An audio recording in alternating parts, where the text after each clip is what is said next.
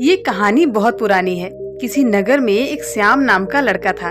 वो जानवरों का बहुत शौकीन था। उसके पास पहले से बहुत सारी गाय और भैंसे थी, जिसका दूध बेचकर वो अपने घर का खर्चा चलाया करता था। एक दिन श्याम अपने घर पे एक बंदर और खरगोश को लाया। श्याम को जब भी वक्त मिलता वो इन दोनों के साथ मौज मस्ती करता। एक दिन श्याम ने सोचा, चलो देखता हूँ बंदर और खरगोश में ज्यादा समझदार कौन है। श्याम अपने खेत में गया और वहाँ उसने खेतों में छोटे छोटे बहुत सारे गड्ढे बना दिए और उन गड्ढों को मिट्टी से ढक दिया और किसी एक गड्ढे में एक गाजर छिपा दी। अब श्याम ने बंदर और खरगोश को उस गाजर को ढूंढने के लिए कहा। खरगोश को अपने आप पर भरोसा था। उसने एक एक गड्ढे को खोदना शुरू किया और गाजर ढूंढने लगा। लेकिन बंदर बहुत ही नेगेटिव और आलसी था। उसने सोचा, खेत में इतने सारे गड्ढे हैं, उनमें से किसी एक गड्ढे में गाजर है, इतना कौन ढूंढेगा। और फिर वो एक गड्ढे के ऊपर जाकर सो गया।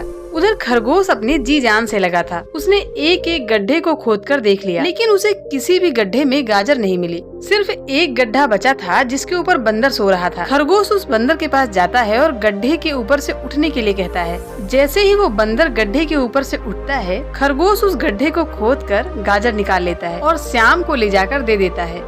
बंदर ये सब कुछ देखकर हैरान हो जाता है कि जिस गड्ढे के ऊपर वो सो रहा था, गाजर उसी गड्ढे में थी। अगर वो एक बार उस गड्ढे को देख लेता तो गाजर उसे मिल जाती और वो श्याम की नजरों में बुद्धिमान हो जाता। यही सोचकर बंदर पछता रहा था। दोस्तों, हमें इस कहानी से ये सीख मिलती है कि हमें कभी भी अपने काम के प्रति नेगेटिव नहीं सोचना चाहिए और हमें अपने काम के लिए कम से कम कोशिश जरूर करनी चाहिए, क्योंकि जब तक हम कोशिश नहीं करेंगे किस्मत भी हमारा साथ नहीं देगी। और हमें अपने जीवन में हार नहीं माननी चाहिए।